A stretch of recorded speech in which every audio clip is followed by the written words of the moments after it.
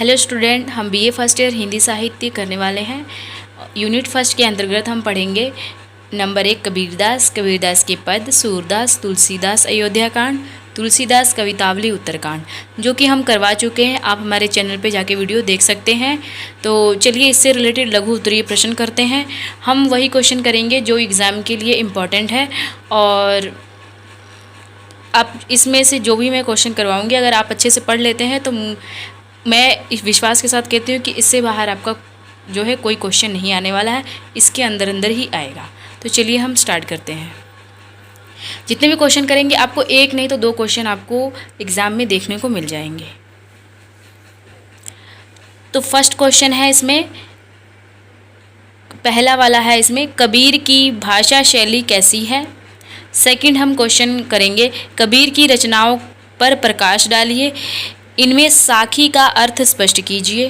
Third है, कबीर अपने युग के सृष्टा और दृष्टा दोनों हैं। फोर्थ है, यथार्थ में कबीर एक सच्चे सुधारक थे, उन्होंने किन किन क्षेत्रों में सुधार किए।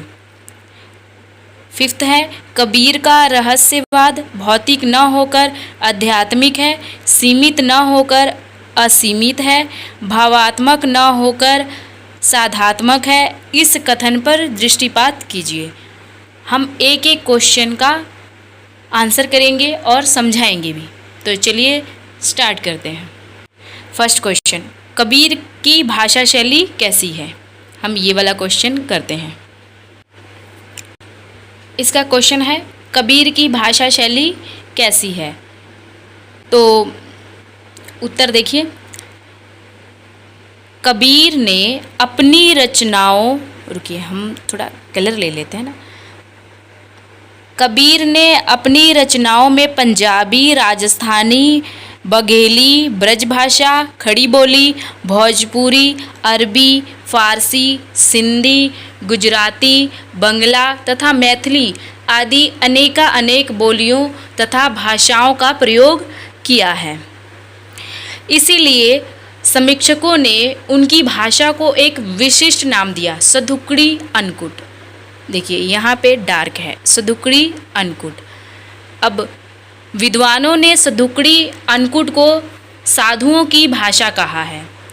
अब सधुकड़ी मतलब साधु, जिसमें लिंग, वचन और कारक आदि का कोई बंधन नहीं होता है। इसमें विभिन्न बोलियों के शब्द, पद, विन्यास आदि ज्यों के त्यों अनपढ़ रूप में प्रयुक्त किए जाते हैं। अब यहाँ देखिए, कबीर की भाषा में विभिन्न भाषाओं का सम्मिश्रण है, इसीलिए इनकी भाषा को सरधुकड़ी कहा जाता है। काफ़ी सारी भाषाएं जो हैं इनके अंतर्गत, कबीर की इनकी जो कवितावलियाँ हैं, इनके जो पद है, इनके अंतर्गत आपको देखने को मिलेंगी। कबीर, अब ये वाला देखिए लाइन, कबीर ने भाषा की ओर कोई ध्यान नहीं दिया है। कबीर ने जो कुछ सौंदर्य है, यह उनकी तीव्र अनुभूति के कारण है। उनकी जो आप देखेंगे पद, कवितावली, उसके अंदर जो भी सौंदर्य आपको देखने को मिलता है, वो उनकी मतलब जो भी है, वो कोई भी सी भी भाषा है, जैसे कोई भी जो भी मुंह में आया भाषा वो लिख दिया, वैसा आपको देखने का मिलेगा। अब डॉक्टर त्रिगुणाचार्य ने कबीर की भाषा में विभिन्न भाषाओं के सम्मिश्रण के संबंध में लिखा है, कबीर ने किसी एक भाषा का प्रयोग नहीं किया। उनकी बोलियों में हिंदी, उर्दू, फारसी आदि कई भाषाओं का सम्मिश्रण तो मिलता ही है। कहने का तात्पर्य यह है कि उनकी जो कवितावली पद है, उसमें आपको कई सारी भाषाएं देखने को मिलेंगी। जैसे साथ साथ ही आपको खड़ी बोली, अवधी, भोजपुरी, पंजाबी, मारवाड़ी आदि उपभाषाओं का प्रचुर उपयोग किया गया है। अब आचार्य रामचंद्र शुक्ल ने कबीर की भाषा को सधुकड़ी भाषा कहा है। कबीर की भाषा की प्रमुख विशेषताएं क्या है। एग्ज़ाम में आ सकता है कि कबीर की विशेषताएं लिखिए। तो चलिए विशेषताएं भी इसी में आपका एक देखिए, एक के क्वेश्चन के साथ साथ आपका दो क्वेश्चन यही मिल गया है। यहाँ पे एक नंबर पे है, कबीर की भाषा सादी और सरल है। दो है, उनका अधिकांश काव्य गेय है। थर्ड है, कबीर की भाषा विषयानुकूल बदलती रहती है। फोर्थ है, कबीर ने व्याकरण के नियमों की ओर कोई ध्यान नहीं दिया। उन्होंने कोई व्याकरण का यूज़ नहीं किया, जो आया मन में लिख दिया, बोल दिया। अब हमारे भी मन में जो आता है हम बोल देते हैं, तो वो कौन सी बोली आ रही है हमें खुद ही नहीं पता चलता है। कबीर की शैली की भाषा भी भांति अनिश्चित सी है। शैली में विविध रूपता है। कबीर का समस्त काव्य मुक्तक शैली में रचा गया है। कबीर के काव्य में गेय पदों की प्रधानता है। भाषा की शब्द शक्ति, आपको अगर पीडीएफ चाहिए होगा तो आप बोल सकते हैं, क्योंकि यहाँ पे थोड़ा जो पेज लिया है मैंने वो कुछ दिखाई नहीं दे रहा है। अगर आपको चाहिए पीडीएफ तो आप कमेंट बॉक्स में कमेंट कीजिएगा, हम आपको पीडीएफ ज़रूर देंगे। तो अब इसमें यहाँ पे भाषा की शब्द शक्ति, कबीर ने अभिधा, लक्षणा एवं व्यंजना तीनों प्रकार की शब्द शक्तियों का प्रयोग अपने काव्य में किया है। अलंकार, उपमा, विरोधालंकार, आपको मतलब ज़्यादा लिखने की ज़रूरत नहीं है, जो आपको याद हो जाए। विषय शक्ति, असंगति, उत्प्रेक्षता, अर्थांतर, न्याय, काव्यलिंग, दृष्टांत आदि अलंकारों का प्रयोग किया है। छंद विधान, उपमा, मैं खुद भटक गई। छंद विधान है इसमें कबीर का समस्त काव्य मुक्त रचना है। कबीर ने अनेक छंदों का प्रयोग किया है, परंतु उनमें साखी शब्द और रमैनी प्रमुख है। इसमें जो है इनके जो प्रमुख जो है ये है साखी शब्द और रमैनी। हम इसके बारे में भी स्पष्ट रूप से आगे वाले क्वेश्चन में पढ़ेंगे। मैंने इस प्रकार क्वेश्चन लिखा है कि ताकि आपको एक एक क्वेश्चन का आंसर मिल जाए, आपको कोई डाउट ना बचे, और आप जो भी आपका कोई भी एक भी क्वेश्चन मेरे से पूछना ना रहे।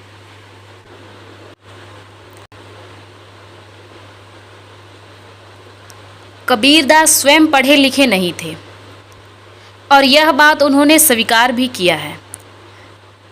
मसी कागद छुओ नहीं, मसी मतलब मासी, कलम गही नहीं हाथ। उनके शिष्य धर्मदास ने कबीर वाणी का संग्रह, मैं थोड़ा कलर ले लूँ ना, संग्रह किया है, जो बीजक कहलाया। जो उनके शिष्य थे धर्मपाल, उन्होंने जो संग्रह किया वो बीजक कहलाया। बीजक के 3 भाग हैं, साखी, शबद और रमैनी। क्या है? साखी, शबद और रमैनी। और ये संग्रह किसने किया था जो बीजक कहलाया? वो शिष्य थे, जो कबीरदास के जो शिष्य थे धर्मदास, उन्होंने। कबीर की साखियाँ 59 अंकों विषयों में विभक्त है। 59 थोड़ा हो जाता है। जैसे गुरुदेव के अंग, सुमिरन को अंग, मन को अंग आदि। संख्याओं के विपरीत शब्द गेय पद शैली में रचित है। रमैनी में चौपाई आपको देखने को मिलेगा। दोहे का सम्मिलित विधान मिलता है। बीजक के अंतर्गत आपको कबीर की रचनाएं कबीर ग्रंथावली और कबीर वचनावली में आपको मिलेगा संग्रहित। अब साखी शब्द का अर्थ और कबीर की साखियाँ। डॉक्टर हजारी प्रसाद द्विवेदी ने साखी शब्द का विकास संस्कृत के साखी शब्द से माना है। साक्षी ही प्राकृत भाषा, साखी प्रकृत भाषा में सखिक होकर हिंदी में साखी के रूप में अवतीर्ण हुआ।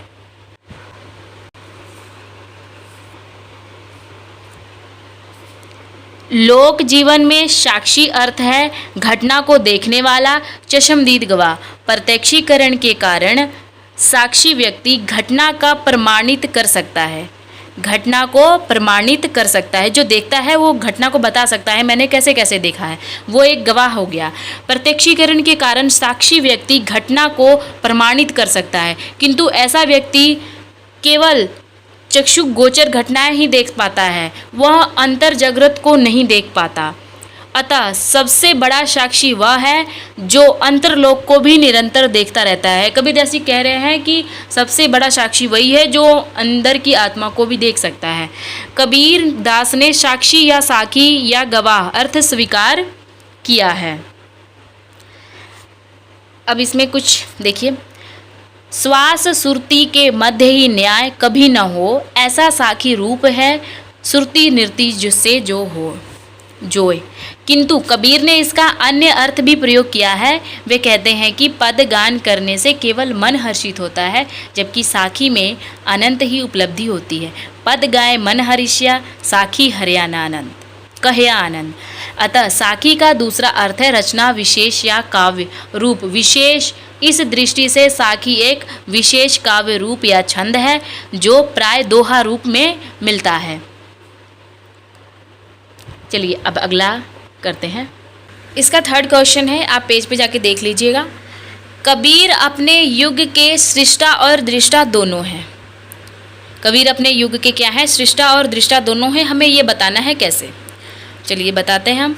सच्चे अर्थों में जो कवि हैं, सच्चे अर्थों में कवि साहित्यकार वह है, कवि अथवा साहित्यकार वह है जो अपने युग की समस्याओं का, अपने युग की धारणाओं और मान्यताओं का सजीव चित्रण प्रस्तुत कर सके। कबीर ने एक संत होते हुए भी अपने युग के अनुरूप अपनी वाणी को संवारा।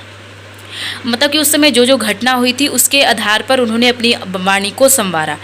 कबीर मूलतः एक भक्त थे, क्योंकि भक्त का हृदय सदैव शिव के भाव से पूर्ण रहता है, अतः उसमें लोक मंगल की भावना निहित थी। कबीर ने लोक भक्त के रूप में अपनी ही वाणी का श्रृंगार किया। इस प्रकार यह मान्य है कि कबीर का समाज सुधारक रूप उनकी अपनी परिस्थितियों द्वारा प्रदान किया गया। कबीर का युग विरोधी हिंदू और मुस्लिम संस्कृतियों के संघर्ष का युग था। उन्होंने एक निष्पक्ष, तटस्थ, जागरूक मानव कल्याण की भावना से भरे हुए दशक की भांति उसे देखा और एक महान सुधारक के रूप में इस कार्य की पूर्ति की। डॉक्टर हजारी प्रसाद द्विवेदी के अनुसार कबीर जैसा व्यक्तित्व लेकर कोई अन्य कवि व लेखक उत्पन्न नहीं हुआ।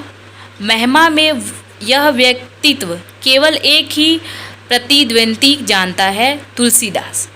मस्ती, फकड़ाना स्वभाव और सब कुछ को फाड़कर फटकार कर चल देने वाले तेज ने कबीर को ही हिंदी साहित्य में अद्वितीय व्यक्तित्व बना दिया है। अब फोर्थ इसका क्वेश्चन है, यथार्थ में कबीर एक सच्चे सुधारक थे, उन्होंने किन किन क्षेत्रों में सुधार किया? तो चलिए हम बताते हैं क्या किन किन क्षेत्रों में सुधार किया। देखिए, कबीर एक सुधारवादी रूप पर प्रकाश डालते हुए श्री प्रकाश गुप्त ने कहा है, यद्यपि सुधार करना या नेतागिरी की प्रवृत्ति फक्कड़ मस्त मौला संत कबीर में नहीं थी। यद्यपि वह समाज के कूड़ा करकट या कुरूप को निकाल फेंकना नहीं चाहते थे। सच तो यह है कि कबीर ने अपने युग में प्रचलित समस्त आडंबरों, कुरीतियों और सामाजिक तथा धार्मिक दोषों को दूर करने का प्रयास किया। कबीर ने समाज सुधारक रूप की व्याख्या करते हुए डॉक्टर त्रिगुणायत ने भी कहा है कि कबीर की वाणी ने समाज सुधारक के क्षेत्र में बड़ा कार्य किया है। वह है सात्विक आचरण की प्रवणता का प्रचार। कबीर के युग में वासना अपना भयंकर रूप धारण करती जा रही थी।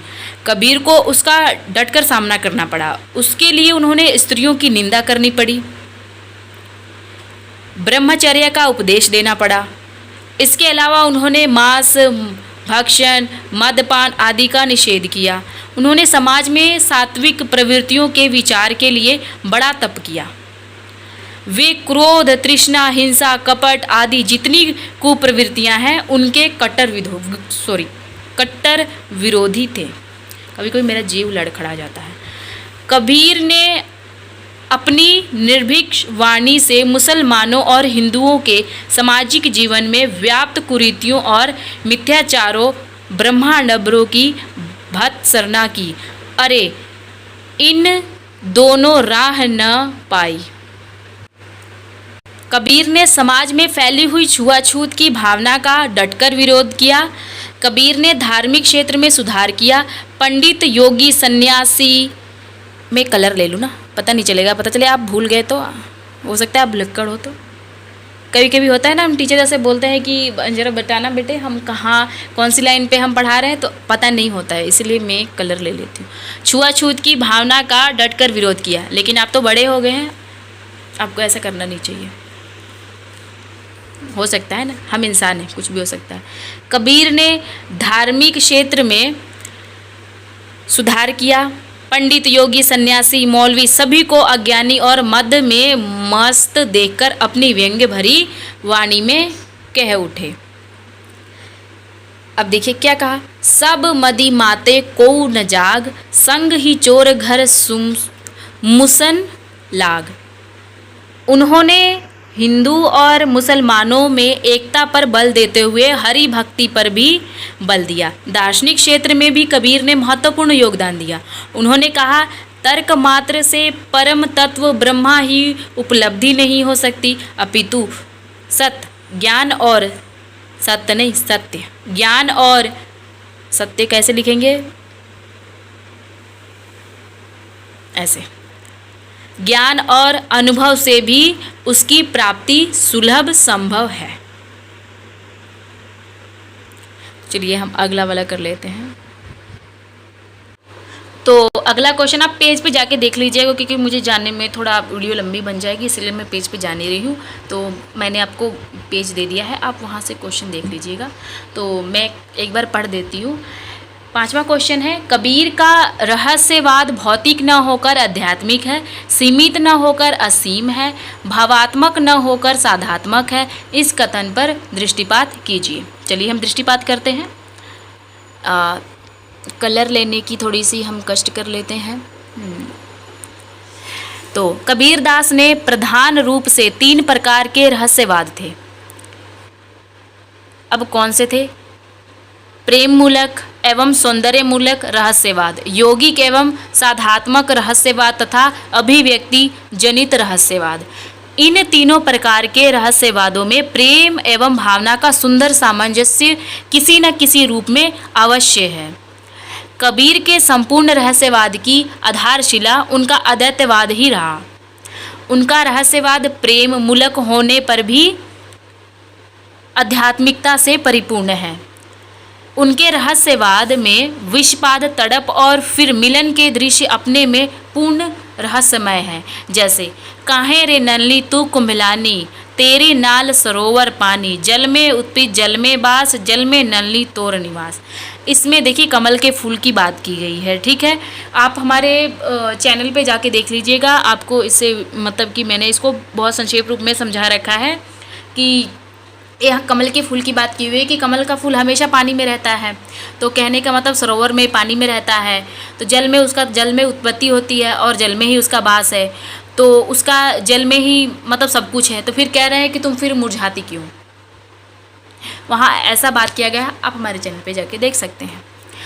अतः कबीर का रहस्यवाद भौतिक, सहानुभूति प्रधान, सदात्मक व यौगिक है। तो आशा है आपको समझ में आ गया होगा। तो हमारी वीडियो कैसी लगी कमेंट में ज़रूर बताइएगा।